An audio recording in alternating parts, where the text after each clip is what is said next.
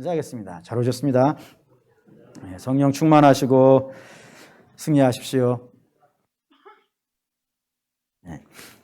오늘 저와 여러분이 함께 읽은 하나님 말씀은 열처녀 비유라고 해서 신앙생활을 어느 정도 하신 분들은 잘 알고 있는 내용입니다. 그런데 성경에서 잘 알고 있는 것들이 나타나면 사실 좀 긴장을 하셔야 됩니다. 왜냐하면 잘 오해되어지고 잘 왜곡되어져 있는 경우들이 있거든요. 어떻게 해서 그렇게 되냐면은 일단 여러분들이 잘 알고 있다는 것은 여러분들이 설교를 많이 들었다는 겁니다. 그리고 목사님들이 이 본문을 갖고 설교를 많이 하셨다는 것은 중요한 것이겠어요? 안 중요한 것이겠어요? 중요하기 때문입니다. 근데 중요한 내용이 사실은 좀 어려운 부분들이 많이 있습니다. 되게 어려운 것들을 설명을 하려고 그러면 좀 단순화시켜야 되거든요. 간단하게 정리를 해드려야 여러분들의 기억에 오래 남는데 그러다 보면은 중요한 부분들을 생략하거나 또는 왜곡하는 일들이 발생이 되어져서 우리의 신앙이 엉뚱한 대로 잘못된 길로 벗어나는 예들이 종종 있게 되어진다 이겁니다. 근데 오늘 본문이 이제 그런 잘 사용되어지는 본문이 되어진다 이거예요. 이 열처녀 비유인데 열처녀 비유를 대개로 이제 두 가지로 나누죠. 하나는 지혜로운 다섯 처녀, 또 어리석은 다섯 처녀 이렇게 구분을 하는데 이 지혜로운 다섯 처녀와 어리석은 다섯 처녀를 여러분들은 어떻게 기억을 하고 계십니까? 라고 물어보면 꽤 많은 분들이 지혜로운 다섯 처녀는 신앙생활을 하는 사람, 교회 다니는 사람, 반면에 어리석은 다섯 처녀는 교회 안 나가는 사람, 이렇게 구분하는 경우들이 종종 있습니다.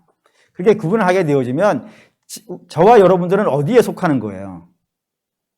지혜로운 다섯 처녀에 속하죠? 그럼 이제 그분 양심에 손을 얹고 물어보는 거예요. 지혜로운 다섯 처녀가 맞으세요? 맞으면 뭔가 기름이 준비되어 있겠죠? 손을 들라 그러면 시험 되니까 여기까지 마치겠습니다. 굉장히 애매해져요.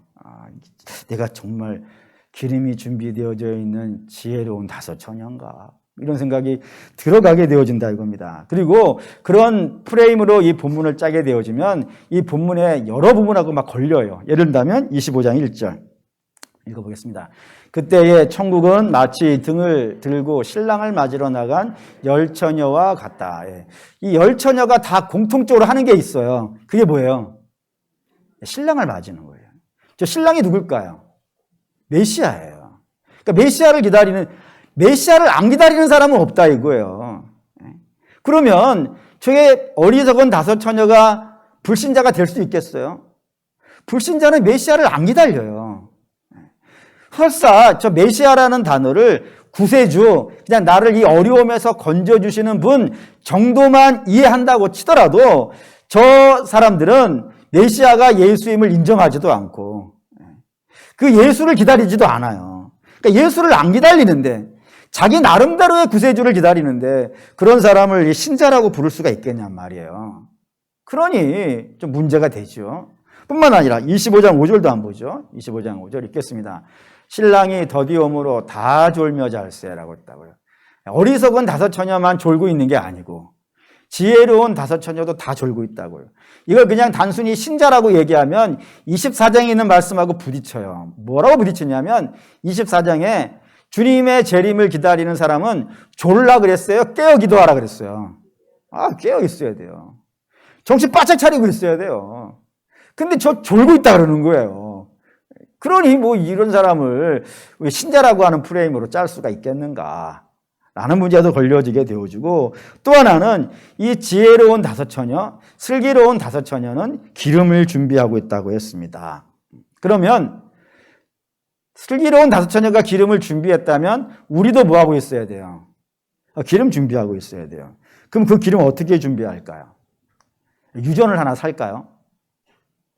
여기 있는 건 일단 기름이 유전은 아니고 감람나무 기름이니까, 올리브 기름이니까, 그럼 올리브 나무라도 각자의 집에 하나씩 심으실까요? 좀 곤란하겠죠. 그러니까 도대체 어떻게 해야 되는가? 우리 동네에는, 우리 동네를 떠나서 대한민국에는 유전도 없고, 그렇다고 이 감람나무, 올리브 나무가 우리 집에 심어서 그걸 올리브 따가지고 기름 짜가지고 그거 둘 수도 있는 것도 아니고 도대체 어떻게 해야 되는가 고민이 된단 말이에요. 그래서 고민을 하다가 결국에 찾아낸 아주 근사한 답이 하나가 있어요. 그게 뭐냐면 종교 생활을 열심히 하자. 종교 생활을, 교회 열심히 나가고 뭐 교회에서 봉사를 하면 열심히 봉사하고 뭐 이러면 되는 것 아니겠는가. 그러면 내 삶의 기름이 채워지지 않겠는가라고 이렇게 생각하기 쉽다 이겁니다. 근데 우리 한번 좀 생각을 해보시자 이거예요. 이 시대가 종교 활동이 부족해가지고 세상이 어둡고 캄캄하고 힘듭니까? 아니죠. 이 시대만큼 큰 교회들이 많은 세상이 또 어디 있겠어요. 그리고 우리나라 역사에서 뭐 지금은 좀 줄었다고는 하지만 그래도 신앙을 갖는다는 이유만으로 죽던 시절이 200년도 안 됐단 말이에요. 그런데 지금은 뭐 신앙이 많잖아요. 신앙도 많고 신앙인이 많다는 거는 교회도 많다는 것이고 교회가 많다는 거는 예배도 많이 드려지는 것일 것이고 그리고 기도도 옛날에 비하면 못하지만 그래도 이 정도 하고 있고 봉사도 열심히 하고 있잖아요. 헌금도 잘하고 있고 그런데도 불구하고 세상이 좋은가? 밝은가요? 최소한 4명 중에 1명이라 그러니까 4명 중에 1명이 등을 들었다 그러면 세상에 그렇게 어둡지만은 않을 텐데 근데 다들 어렵다 그러고 캄캄하다고만 하고 소망이 없다고 하는 그런 시대가 되어졌다는 것은 이 종교생활 정도의 얘기가 아니라는 이야기를 성경이 하고 있다 이겁니다. 그런데도 불구하고 우리는 그냥 단순히 그냥 신앙생활하는 사람, 종교생활하는 사람, 교회 나가는 사람, 안 나가는 사람 이 정도로 구분해버리는 거니 뭐 상당히 좀 심각한 문제가 발생이 되어지는 거예요. 이게 얼마나 심각하냐면 저와 여러분이 읽은 이 24장과 25장 특별히 지금 읽고 있는 24장 후반부에서부터 시작되어지는 이야기가 주님의 재림의 이야기라고 그랬습니다. 이 주님의 재림 때 성도들은 어떠한 모습으로 있어야 되냐면 지혜로운 5 처녀와 같은 모습으로 있어야 되지 않겠냔 말이에요. 근데 만약에 어리석은 5 처녀의 모습, 다시 말하면 엉뚱한 거를 준비했다든가 또는 아예 준비되어지지 않은 삶을 살게 되어지면요. 어떻게 되겠어요? 성경은 이 2사람의 결말을 아주 냉철하게 설명을 했어요. 슬기로운 5 처녀는 신랑을 맞이할 거예요. 그리고 신랑과 함께 혼인잔치에 들어갈 거예요. 혼인잔치에 들어가서 먹고 마시고 막 즐겁고 뭐 노래 부르고 춤추고 막 그런 삶이 이제 뒤에 펼쳐지겠죠, 당연히. 잔치니까. 그렇게 될 것이고, 반면에 어리석은 5 처녀는 신랑을 맞이할 수도 없고, 신랑을 맞이하지 못했으니까 혼인잔치에 들어갈 수 있겠어요, 없겠어요? 없어요. 그래서 뭐 하냐면 밖에 나가서 어두운 데서 일을 간다 그랬는데 단지 그냥 분노의 일을 가는 정도의 개념이 아니라 땅을 치고 후회한다는 개념이란 말이에요. 이런 일이 발생됐단 말이에요. 재림의 때는.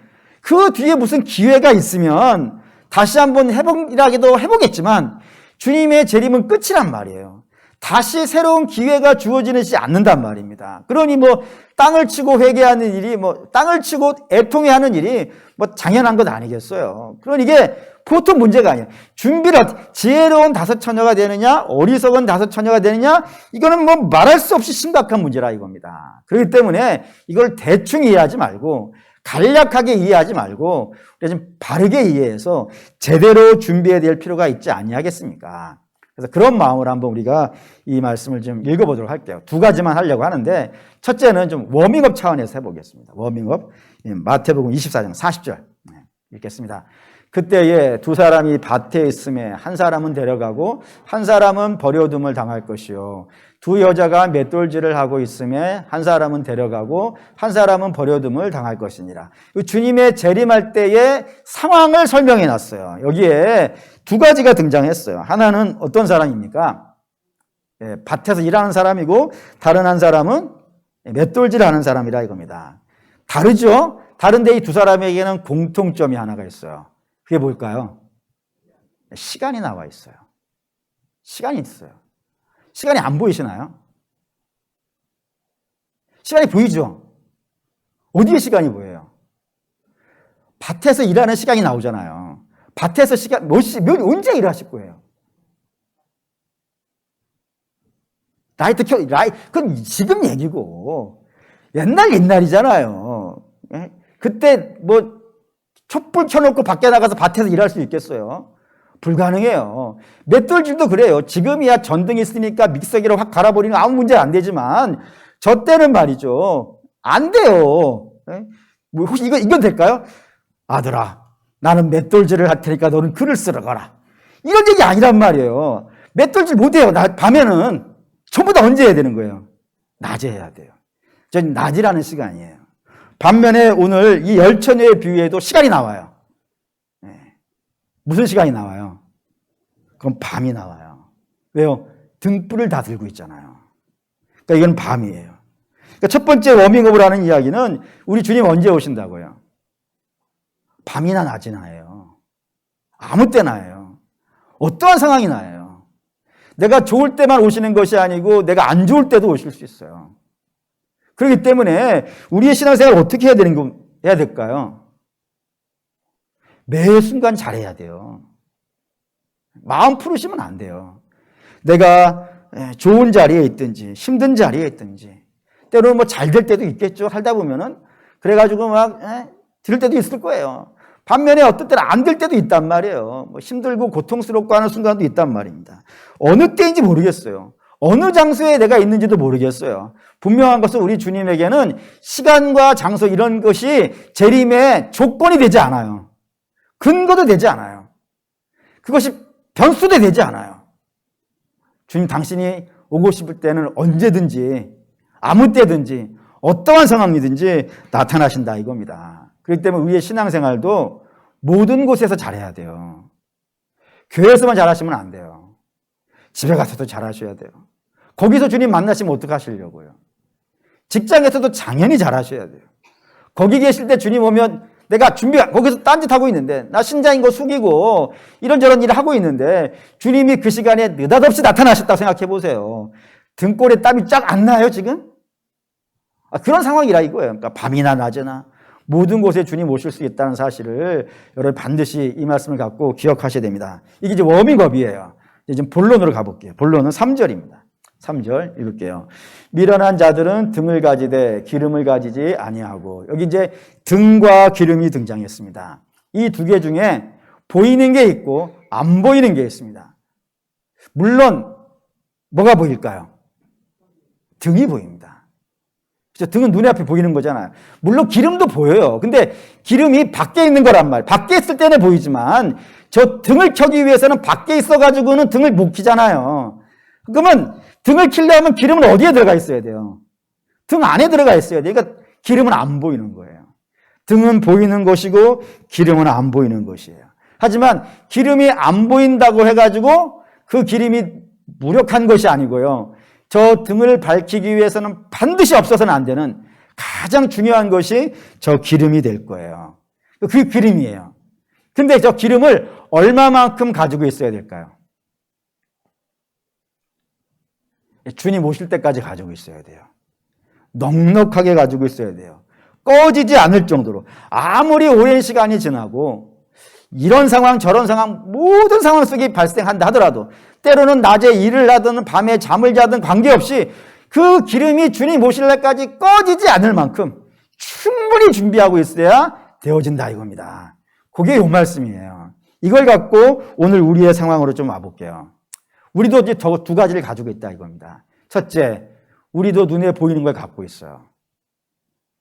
뭐가 눈에 보이는 걸까요? 우리가 눈에 보이는 것들은 우리의 행함입니다. 우리의 행함이 눈에 보여요. 예를 든다면 예배 눈에 보이죠. 기도하는 것 눈에 보이죠. 찬송이나 구제도 눈에 보이죠. 선교와 전도를 다니시는 것도 눈에 보여요. 거룩하게 사는 것도 눈에 보여요. 선을 행하는 것도 눈에 보여요. 이런 것들은 다 눈에 보이는 것들이라 이겁니다. 그러면 저게 눈에 보이는 거라면 눈에 안 보이는 게 있어요. 그게 기름이에요. 그 기름은 뭘까요? 저 우리의 행함을 하게 하는 원리일 거예요. 무엇이 우리를 저 예배를 하게 합니까? 저 기도를 뭐가 하게 합니까?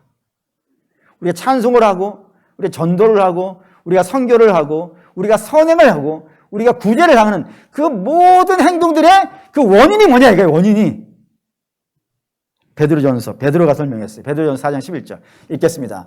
만일 누가 말하려면 하나님의 말씀을 하는 것 같이 하고 누가 봉사하려면 하나님이 공급하시는 힘으로 하는 것 같이 하라. 이는 범사의 예수 그리스도로 말미암아 하나님의 영광을 받으시게 하려 함이니 그에게 영광과 권능이 세세에 무궁하도록 있으리니라. 아멘. 성도는 어떤 삶을 살아야 된다고요? 하나님이 영광을 받으시는 삶을 살아야 된대요. 내가 말을 하든 내가 행동을 하든 내가 봉사를 하든 내가 충성을 하든 내가 직장을 다니든 내가 학교 생활을 하든 모든 일이 다 눈에 보이는 것, 그 모든 일이 눈에 보이는 것이 다 어때야 되는 거예요?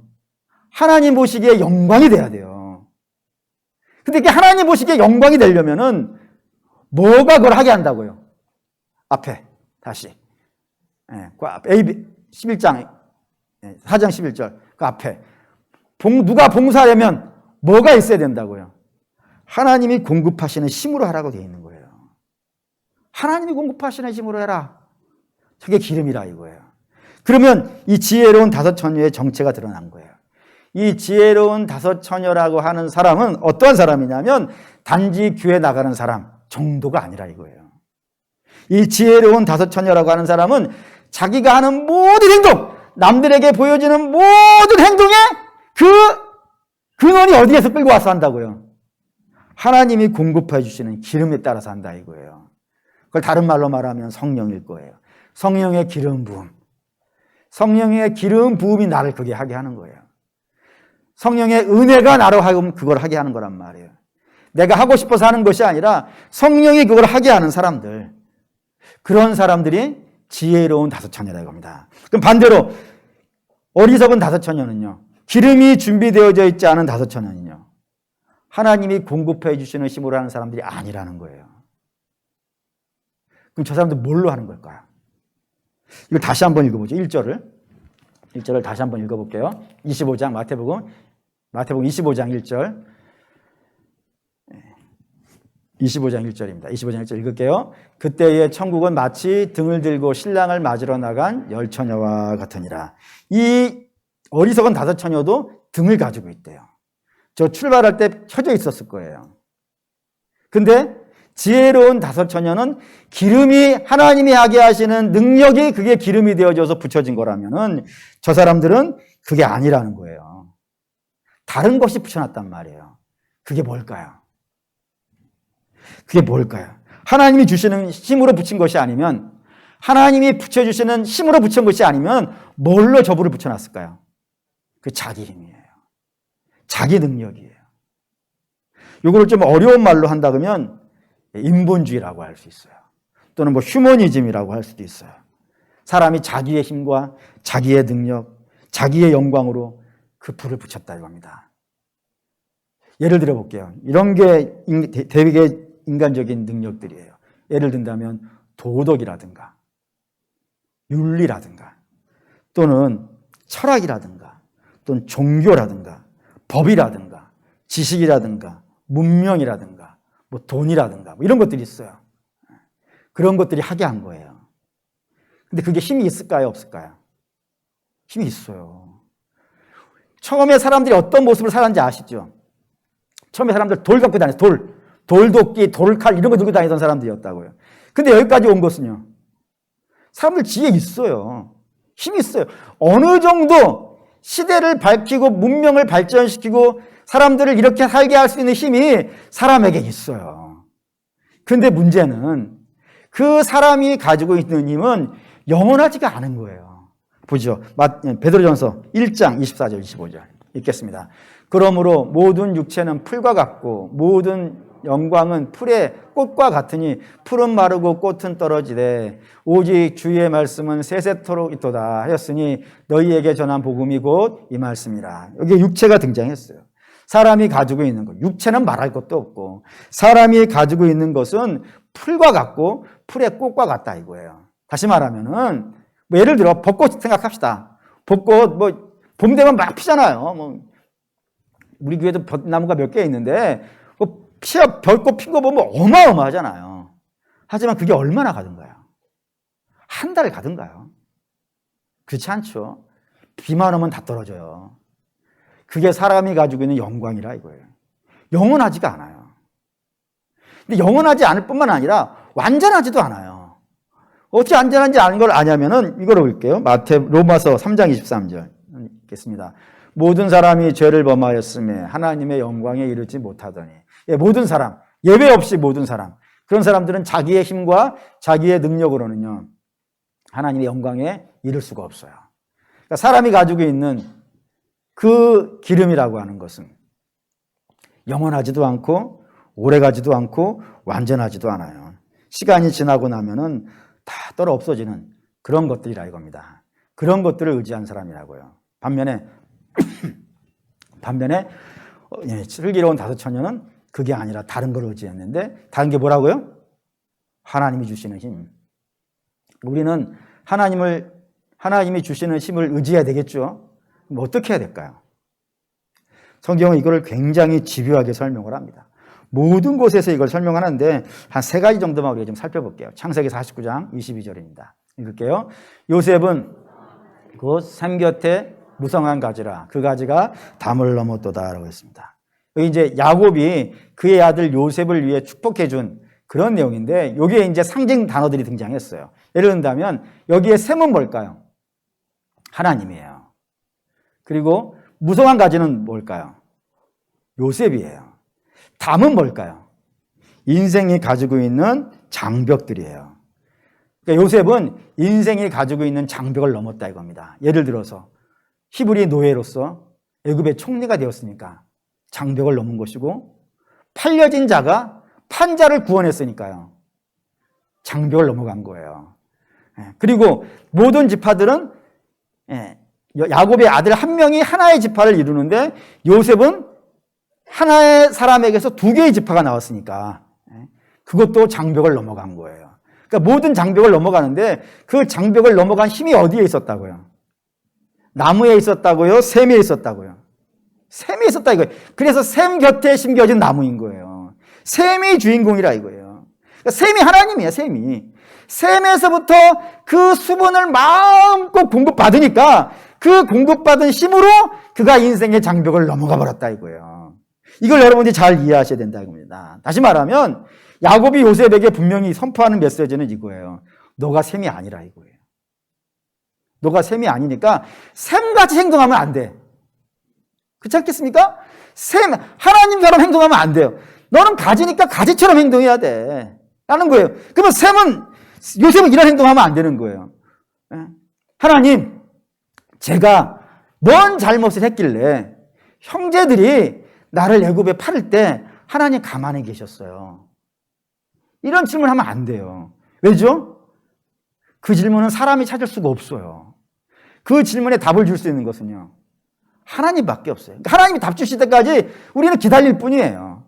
뿐만 아니라, 근데 하나님, 내가 그 보디발의 집에서 정말 정직하게 살았음에도 불구하고 주인이 나를 믿지 못하고, 그 간악한 부인이잖아요. 그 간악한 부인의 말을 듣고 나를 의심해서 어떻게 감옥에 넣을 때 왜 하나님 가만히 계셨어요? 라고 묻지 않아요, 요셉은. 그 하나님이 답을 주셔야 하는 것이지 내가 묻는다고 답하는 부분이 아니란 말입니다. 그 하나님께 맡기는 거예요. 그 때가 되면 하나님이 하실 거예요. 대신 내가 오늘 해야 될 일은요, 어느 곳에서든지 밤이나 낮이나 관계없이 주님과 함께 있는 거예요.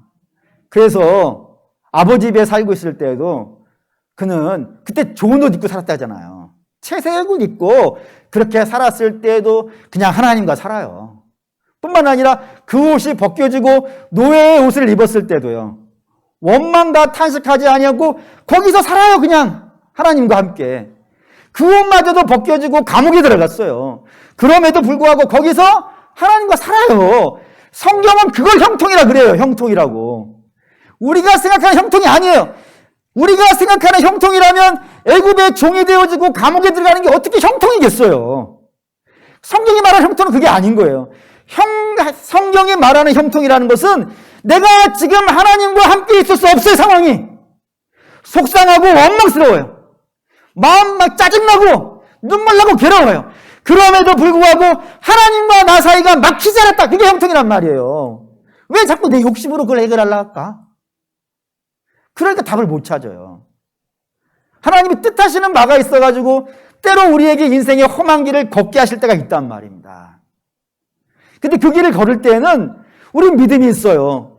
비록 내가 걸어가는 길이 좁고 협착한 길이라 하더라도 그 끝에서 누구를 만나리라? 주를 만나리라 라고 하는 소망이 있단 말이에요. 그래서 그 길을 걷는 거란 말이죠. 물론 즐겁게 갈 수는 없을 것 같아요. 저라도 즐겁게는 못 가겠어요. 속상할 때도 많죠, 뭐. 힘들어요. 근데 힘들다고 답이 나오는 것도 아니고 없어지는 것도 아니고 길 걷는 거지 그냥. 하나님과 함께. 믿음은 있어요. 어느 순간 되면은 하나님께서 요셉에게 그 모든 문제를 해결하시고 그를 애굽의 총리가 되게 하시고 그리고 그의 형제들을 구원하게 하시고 그리고 당신이 왜 그렇게 일을 해내하셨는지 나중에는 요셉이 다 알게 되거든요. 우리도 그렇지 않을까? 지금은 왜 그런지 모르겠지만 하나님이 당신이 하시는 모든 일을 피조물들에게 다 설명하진 않으시니까 우리가 지금 모를 수 있겠지만 지금 주님과 교제하고 은혜 받으면서 그 믿음으로 살고 있다 보면은 어느 순간인가는 우리 하나님께서 그거를 다 정리시켜주고 끝내주시고 회복시켜 주실 날이 오지 않겠냔 말이에요. 그렇게 살아가는 삶이 형통이라 이거예요. 피조물 된 자의 삶. 그 삶을 요셉이 살았다는 겁니다. 좀 더 가보죠. 요한계시록 11장 4절 읽겠습니다. 그들은 이 땅에 주 앞에 서 있는 두 감람나무와 두 촛대니라고 했어요. 여기 촛대, 성경에서 촛대는 교회입니다. 교회인데 저거를 두 촛대라고 했다 이거예요. 두 개의 교회를 말하는 걸 겁니다. 저 두 개의 교회라는 개념은 유대인들이 쓰는 개념이에요. 유대인들은 이 세상의 모든 민족은 딱 두 개밖에 없어요. 하나는 유대인, 하나는 이방인. 끝이에요. 이방인 중에 미국인이 있고 한국인이 있고 이런 계산은 안 해요. 그냥 유대인, 이방 이렇게만 계산하기 때문에 저 두 촛대라는 개념도 마찬가지예요. 유대교회와 이방교회. 저게 온 세상의 모든 교회잖아요. 저런 개념을 가져요. 그러니까 두 촛대는 이 세상의 모든 교회예요. 그러면 두 감람나무는 뭘까요? 이 두 감람나무를 이해하시려면 스가랴를 가야 돼요. 스가랴 4장 11절에서 14절 읽겠습니다. 내가 그에게 물어 이르되 등전대 좌우에 두 감람나무는 무슨 뜻이니까 하고 다시 그에게 물어 이르되 금기름을 흐르는 두 금관 옆에 있는 이 감람나무 두 가지는 무슨 뜻이니까 하니 그가 내게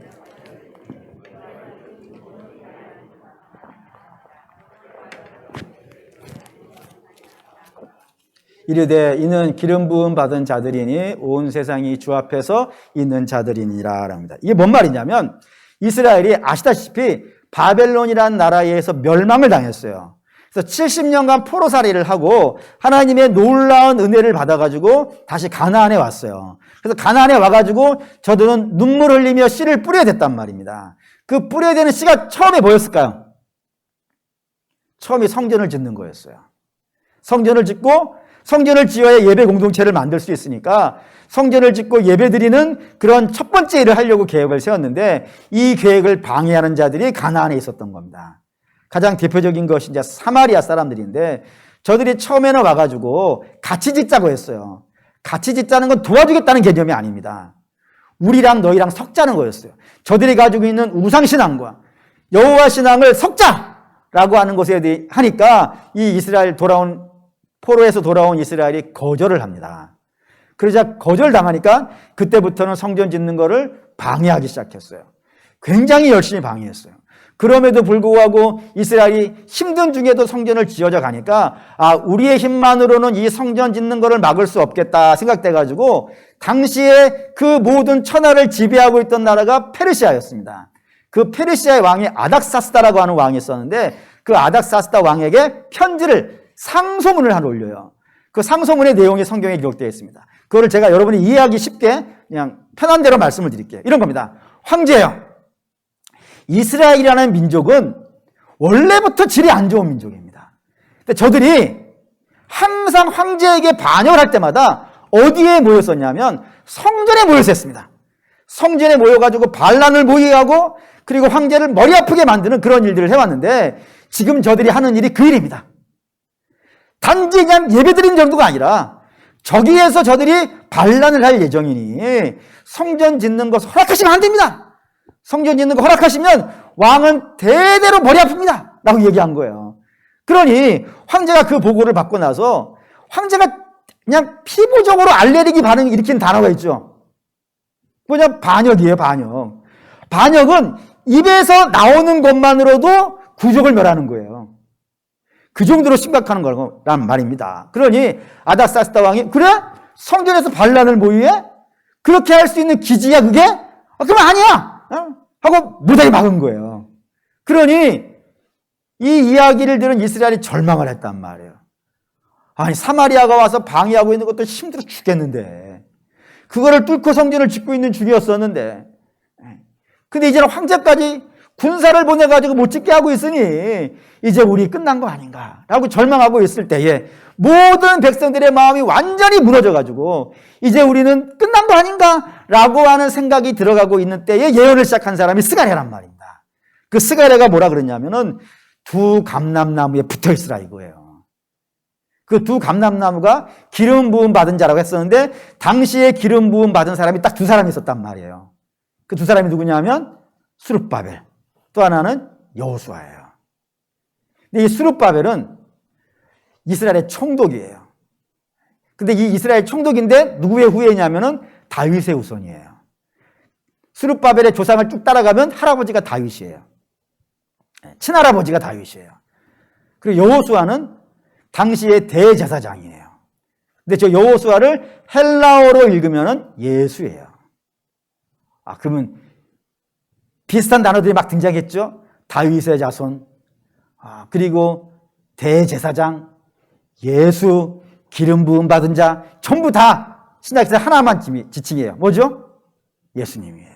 그러니까 두 감람나무는 예수 그리스도를 뜻하는 거예요. 성경이 얘기한 게 분명하죠. 너희 어렵냐? 너희 힘드냐? 너희 어려운 시대를 살고 있느냐? 너희 답답한 시대를 살고 있고 인생의 장벽과 세상의 무서움에 의해서 절망하고 낙심하고 쓰러져 가고 있느냐? 실망하지 말고 어디에 붙어 있으라고요? 예수에게 붙어 있으라고. 예수가 공급해 주는 힘을 받고 살라고.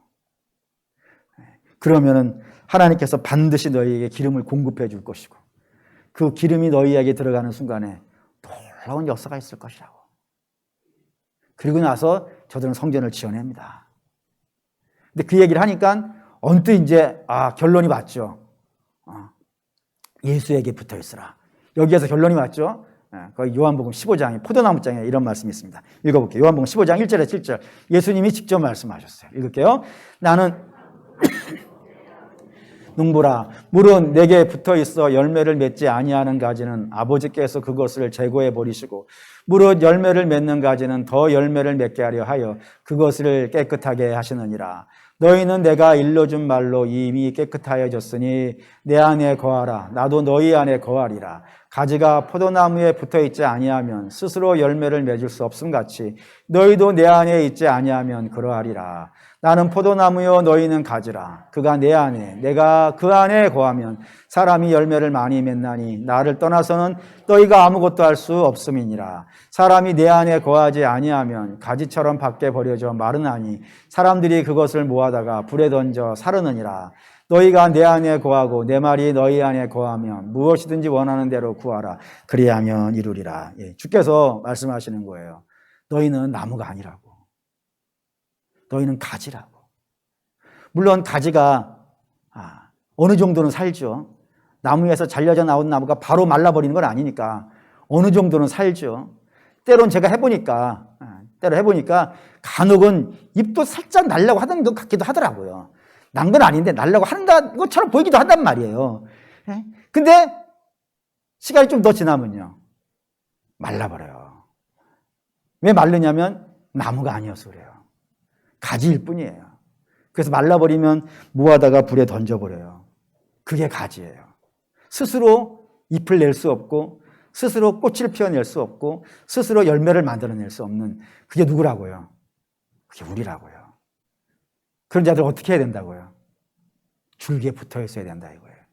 나무에 붙어 있어야 된다고요. 그게 누구라는 거예요? 예수님이 하나님이라는 거예요. 거기에 붙어 있어야 된다고. 거기에 붙어 있어야 너희가 된다고. 라고 이야기한다 이겁니다. 그러면 어떻게 하면 붙어 있을 수 있을까요? 제일 중요한 것인데 자기를 부인해야 돼요. 내가 나무가 아니라 그래야 돼요.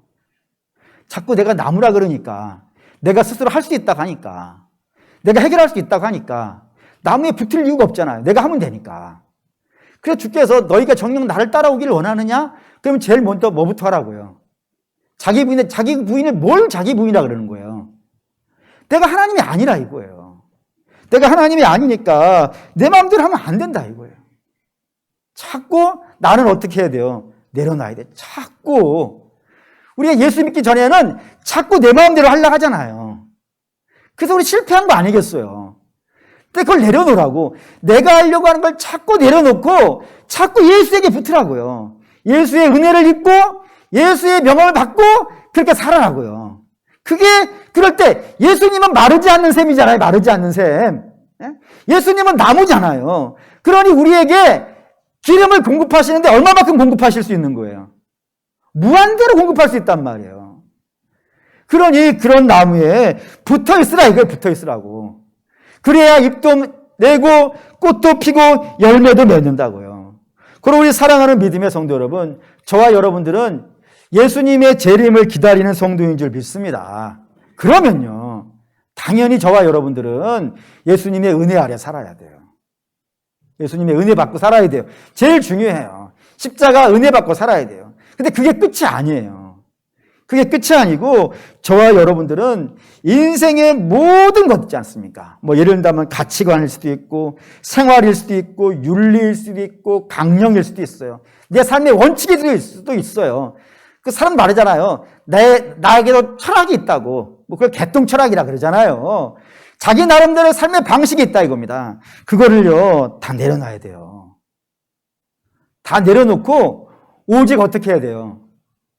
예수님이 하라는 대로 해야 돼요. 예수님이 이거 해 그러면 그것이 설사 내게 좀 손해가 되어진다 하더라도 해야 돼요. 여러분 겁내지 마세요. 주께서 우리에게 열매 맺게 하기 위해서 부르신 것이지 손해보게 하기 위해서 부르신 거 아니거든요. 분명히 하나를 내려놓으면 우리 하나님 다른 곳으로 열매 맺게 하실 거예요. 염려하지 마세요. 염려하지 말고 내려놓으세요. 반면에 주께서 붙잡으라는 것이 있으면요. 붙잡으셔야 돼요. 그건 주께서 생명이 되기 때문에 붙잡으라 한 것이니까 붙잡아야 돼요. 물론 처음부터 쉽지는 않아요. 아시다시피 우리는 원래 우리의 머리가 예수님은 아니었어요. 원래는 우리가 우리의 머리였지. 그거를 떼어내고 예수님을 머리에 붙여놓은 거 아니겠어요. 그러니 이게 부작용이 있죠. 부작용이 있어가지고 시시때때로 내 마음대로 하려고 그러는 거 아니겠어요. 그래서 내 마음대로 하려고 그러니까 교회에서도 싸움이 생겨요. 그럴 수밖에 없죠. 처음에는 다 부작용이에요. 그래서 약을 드시잖아요. 뭐 이식하신 분들은 약 드시잖아요. 우리도 약 먹어야 돼요. 그 약이 신약과 구약이에요. 약 드셔야지. 은혜 받고. 그렇게 하면서 자꾸 나를 내려놓는 거예요. 나의 악한 본성을 내려놓는 거예요. 그리고 예수의 명령을 받는 거예요. 그렇게 살면은 믿습니다. 낮이나 밤이나 반드시 우리의 삶에 열매 생겨요. 놀라운 일이 벌어질 것이고 신비한 일이 벌어질 거예요. 이러면서 주님 기다리라 이거. 이러면서 자꾸 자기 내려놓고 예수님에게 붙어서 은혜 받고 명령 받고 그렇게 사는 삶을 살고 이게 어떻게 내 의지로 되겠습니까? 내 의지는 내 마음대로 하는 것이지. 그걸 내려놓고 자꾸 예수님에게 붙어가지고 예수님의 은혜를 입고 명령대로 살아라. 그렇게 살면서 주님 기다리라. 그러면 주께서 오실 때에 너희를 너희가 맞이할 것이고 함께 혼인잔치에 들어가서 먹고 마시고 즐기는 일이 있을지니. 사랑하는 믿음의 성도 여러분, 단순히 교회 다니는 걸로 신앙생활 하지 마십시오. 교회 다니는 것 정도가 아니라 나를 부인하고 십자가를 지고 주님을 쫓아가시는 그런 신앙이 되시기를 주의 이름으로 축원합니다. 아멘.